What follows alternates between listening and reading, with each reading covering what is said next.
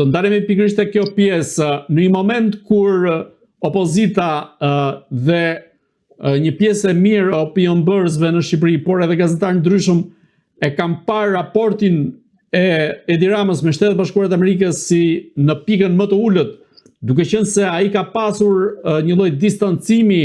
prej Shtetet Bashkuara të Amerikës, nisur nga disa evente që as nuk është ftuar dhe nuk ka pasur, po themi, një vizitë zyrtare në Shtetet Bashkuara të Amerikës që prej ardhjes së presidentit amerikan Donald Trump, dhe ndërkohë që ka një çështje si ajo e Charles McGonigal atje dhe krejt papritur ftohet nga Trumpi. Çfarë po ndodh në këtë rast?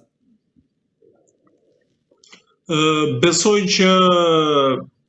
Zoti Rama është në atë tryezë si përfaqësuesi i Shqipërisë, pra për gjithë kontributin që ka dhënë Shqipëria në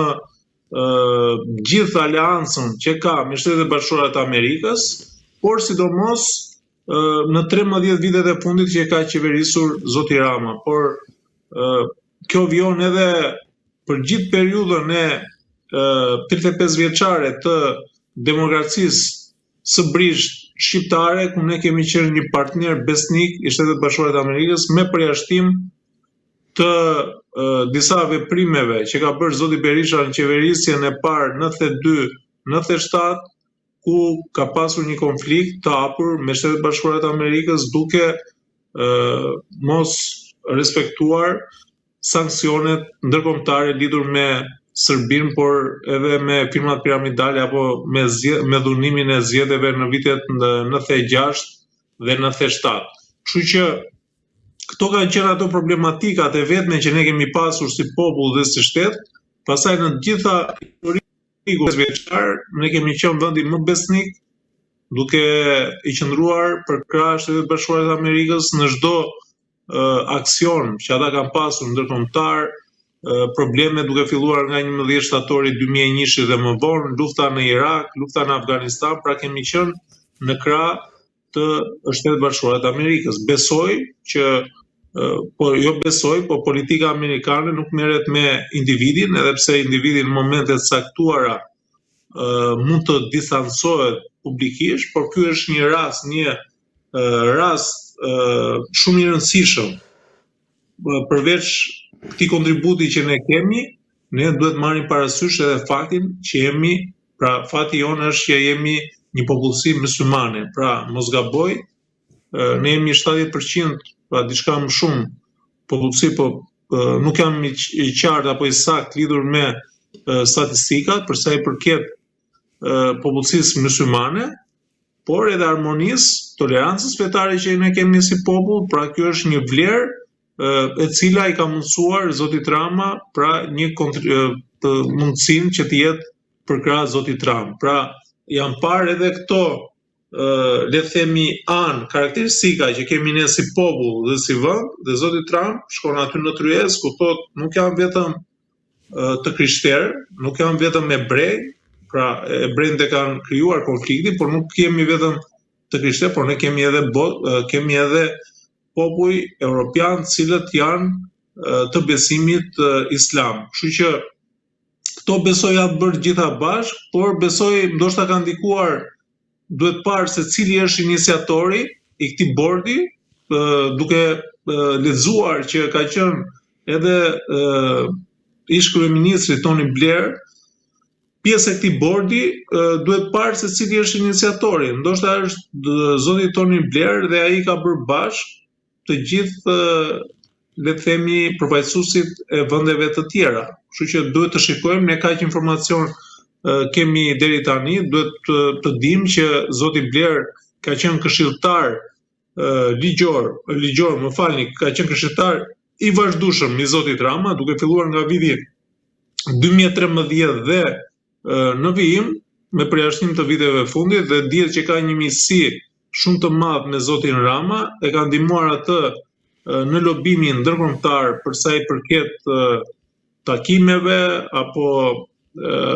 konferencave që ka zhvilluar zoti Rama, pjesëmarrjen, pra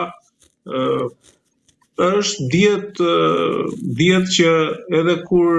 jemi në arenën ndërkombëtare apo kemi të bëjmë me amerikan, me britanik, me europian, miku funksionon si në Shqipëri. Kështu që megjithatë nuk duhet ta paragjykoj, pra kjo është diçka pozitive për Shqipërinë së pari, por natyrisht është një gjë shumë e madhe edhe për zotin Rama. Besoj që ky mund të jetë një shpëtim nga vapori i cili ishte duke i mbytur, pra kjo është një lloj saldimi i asaj çarje që mund të ketë marrë vapori i qeverisë së zotit Rama, duke i dhënë mundësi që ai ta rikuperojë apo ta rikonstruktoj mjetin e tij të lundrimit. A mendoni se në këtë rast këtë varg shpëtimi ja ka hedhur Tony Blair, duke qenë se është mik i kahershëm i kryeministrit Edi Rama dhe dhëndrit Donald Trumpi Jared Kushner, të cilin e takoi para pak ditësh në Paris? Ndoshta janë edhe këto, le të themi, mundësi që do të thotë zoti Blair, ne dim botërisht, pra ai ka deklaruar, ka qenë në faqen zyrtare të Këshillit të Ministrave si këshilltar, ka qenë me institutin e vet apo me kompaninë e vet të lobimit, pjesë edhe e lobimit që ka pasur qeveria shqiptare, apo zoti Rama në cilësinë e kryeministrit. Kjo patjetër që ka efektet e veta, por natyrisht edhe lidhja familjare apo le të themi takimi që mund të ketë patur zoti Rama me dhëndrin e presidentit amerikan, patjetër që këto ndoshta kanë ndikuar te kjo ftesë. Megjithatë, ne duhet të shikojmë se cili është iniciatori, pra nuk kemi fare informacion lidhur me këtë board, kush e ka krijuar këtë board, çfarë veprimtarie konkrete do të ketë ky board, është një organizatë jo fitimprurse apo është një shoqat, është një kompani, nuk e kemi iden se çfarë forme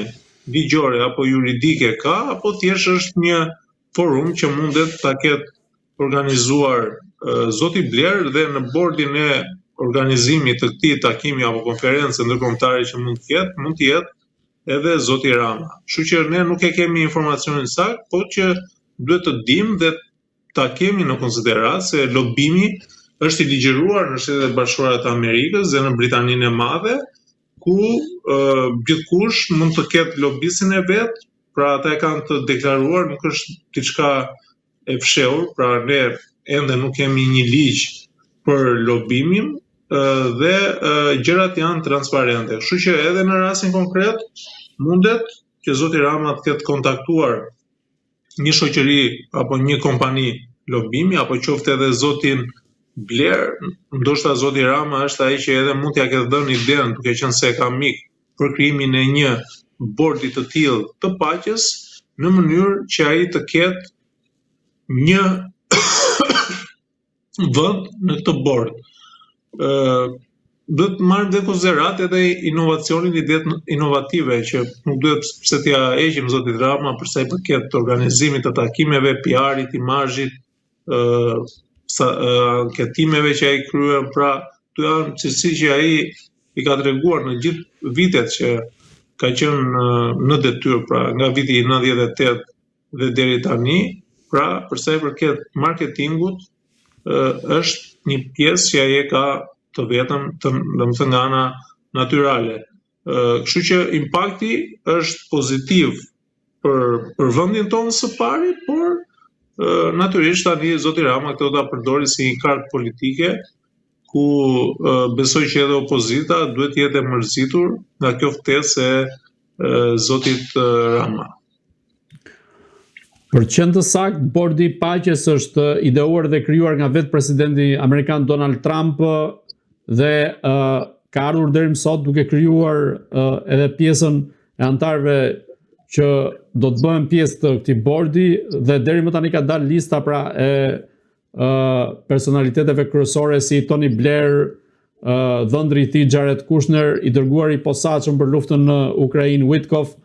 edhe personalitetet tjera. Por të mbetemi te kryeministri Edi Rama sa i përket kësaj lëvizje politike. A mendoni se në këtë rast Edi Rama mund të shpëtojë, pra duke parë nga optika si njeri i drejtësisë, mund të shpëtojë nga dosja e Charles McGonigal që ka në Shtetet Bashkuara të Amerikës dhe mund të rikuperoj gjithë pikët e humbura, po themi deri tani në raport me Shtetet Bashkuara të Amerikës? Tani përsa i përket çështjeve penale, ato janë çështje të cilat i përkasin drejtësisë amerikane, por ne duhet të dimë që Shtetet Bashkuara të Amerikës ka një sistem gjyqësor të drejtë dhe të paanshëm,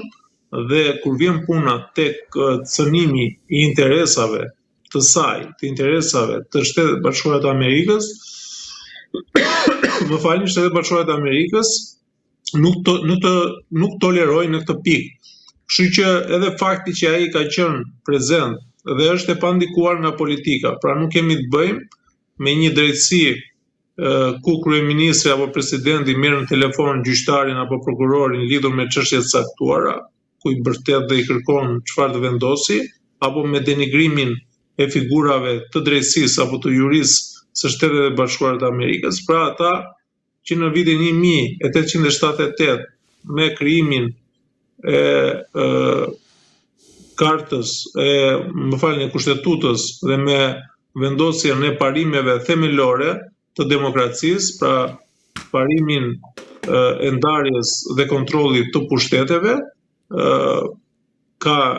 vite që pushtetet aty janë të ndara nga njëra tjetra dhe nuk ndikohen nga njëri tjetri për sa i përket urdhërimeve apo marrja e direktivave. Kështu që janë gjëra të cilat nuk kanë lidhje me njëra tjetrën. Aty zoti Trump e ka ftuar zoti Rama në cilësinë, pra janë parë disa karakteristika qasi që ne kemi si popullsi islamike, pra kemi shumë gjëra për të cilat na ka ftuar, jo për cilësinë se ka vetëm mik Tony Blair, apo për shkak se dhëndri i tij ka një marrëdhënie me zotin Rama për sa i përket dhënies së Sazanit, kompanisë së vet. Nuk besoj se janë kaq të ngushta interesat, por patjetër që këto kanë ndikuar në këtë ftesë, por nuk është kryesorja. Kryesorja është gjithë koherenca. Jemi populli i vetëm, pra në gjithë botën shqiptarët janë populli i vetëm që janë amerikan dashës. Pra në gjitha anketimet që bën vjetore, ne dalim gjithmonë populli që duam Shtetet Bashkuara të Amerikës, popullin amerikan, dhe nuk kemi asnjë lloj rreziku për të popull.